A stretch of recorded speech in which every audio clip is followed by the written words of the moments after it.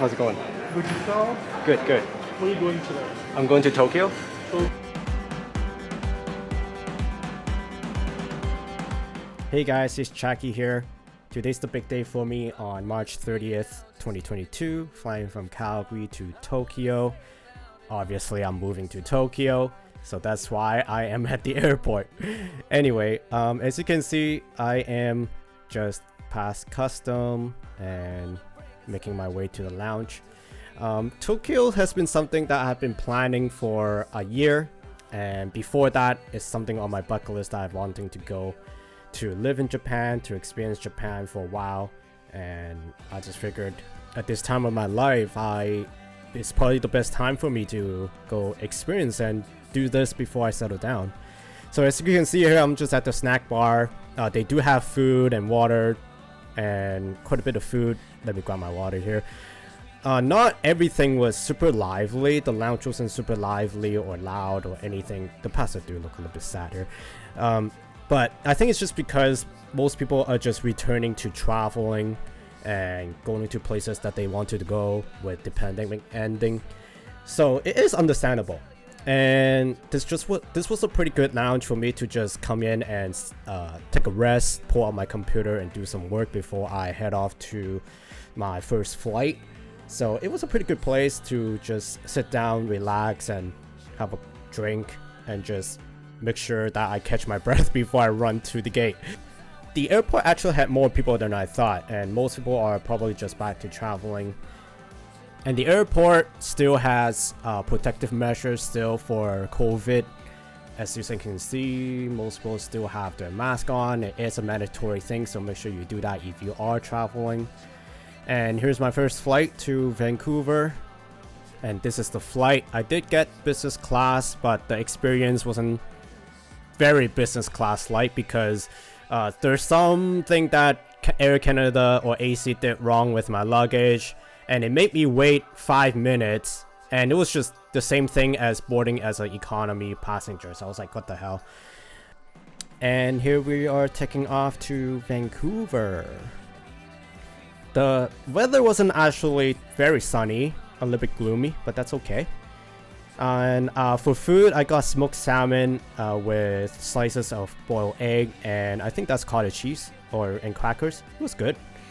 Now I am walking to the American side, immigration customs. Unfortunately, I could not film it, so they won't let you.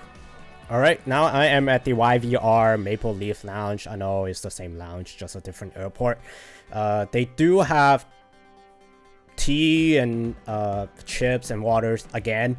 They don't have cooked food though. They do have like wraps and like sandwiches and some soup, something like that. I didn't take any of them because I didn't feel hungry, but it was pretty nice gesture from them. The only thing I have complained about this lounge was it was really hot. There were no ventilations, there were no AC. I was just drenched in sweat pretty much there. So, and the sun was slowly hitting the lounge. Okay, and we are flying to LAX on I think it was a pretty late flight at this time, around 6 p.m. I think I flew out at 6 p.m. 6 p.m. or 7 p.m. something like that. Alright, if there were one part in this video for me to be negative, it will be this part, because I flew with UA from Vancouver to LAX, but the experience with them was not the greatest, and they had to help me up because they thought that I could not fly to Tokyo, so they were denying my entry to board, and it took them 15 minutes back and forth and calling people to actually confirm that I do have a visa and I can fly to Tokyo. So shame on them, and it made me wait another 5 minutes for me to board, just like another economy flyer. So again, and the flight had no food and nothing entertainment. It was just like a normal boring flight, so I felt like I wasted money on that. But anyway, we are at LAX now at a pretty late time, 9:41 p.m. My flight to Tokyo is pretty late though, is past midnight. Now once you get to LAX, if you are flying to international, especially if you flew from Canada, it will land you at a domestic or North American side of the airport, and you need to walk all the way to the international side, Tom Bradley terminal, for you to fly international. And when you get there, actually the scenery of this side of the airport is much better than the domestic side. There is much more shops and much more better looking things and better looking restaurants. It's more lively than the domestic side for sure. And I am heading to the Star Alliance Lounge. Actually, funny story, the procedure to fly to Tokyo is once you get to LAX, you have to get your boarding pass at the airlines, basically the reception desk, but there were no instructions at all where this desk was. So I had to run literally the whole airport back and forth at the gate, and then asking multiple people, and actually it was where I wanted to go already. The reception was actually at the lounge. So if you are flying international and if you are flying with ANA, just make sure that the way that you need to grab your ticket is to go to Tom Bradley and then go to the reception to grab your ticket. And at the lounge was really big, and it had quite a lot of equipment and facilities, especially after a long day. I did want to take a shower, so the staff kindly opened up room for me. Don't look at me there. And I took a shower just to get rid of the sweat of the day, because there were too many running around, and the YVR lounge was just too hot. And closer to midnight, most people already flew out already. Actually, I came in with a bunch of people, and I walk out with there's literally no people left. And obviously some parts of the facility you cannot really use yet still of the lounge, but they do allow most of the seatings, and you don't need to actually really social distance.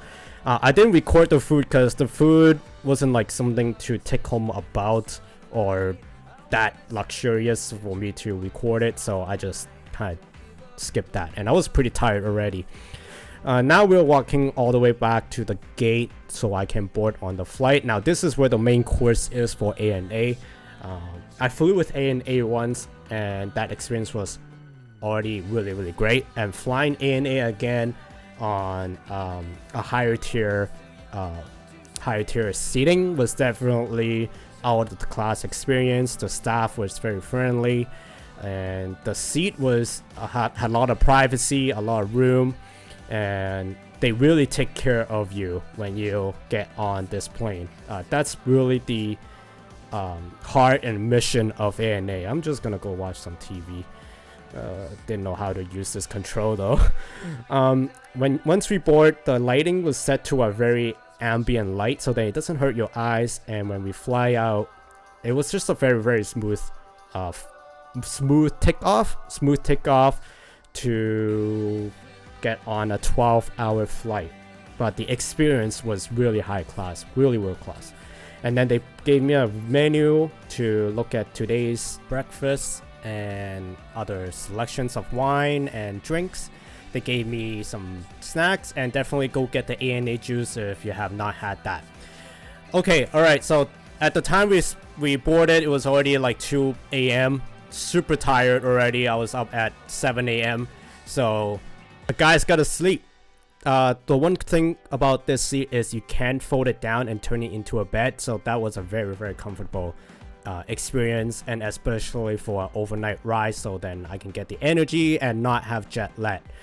And we are getting close to Tokyo. The sunlight is coming up, and this is the meal that you get for flying overnight. For some reason, I couldn't find a flight that is not an overnight flight, so this was the only option. So I think it's just how Tokyo or Japan has said it so far. The meal was saba, rice, and miso soup, and some pretty good assortments to eat. Definitely pretty good. And we are landing into Tokyo on a somewhat rainy morning. That does not matter though, because I literally landed at 6:15 a.m. and we waited and did all this COVID procedure for 3 hours, and you cannot record the whole thing. I just want to say that It was a morning flight. I was super already thirsty already when walking around the airport for this procedure.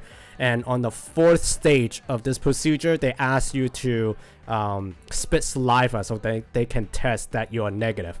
I'm already like thirsty, and they want me to spit into this test tube non-stop, so then they can get my negative test. So anyway, that was the funny part about landing and getting into immigration, and I was actually pretty impressed by their COVID procedure. It was definitely well done.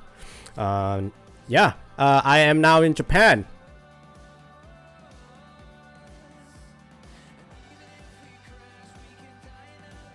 Thank you for watching, and please subscribe and watch my next vlog. I'll see you there.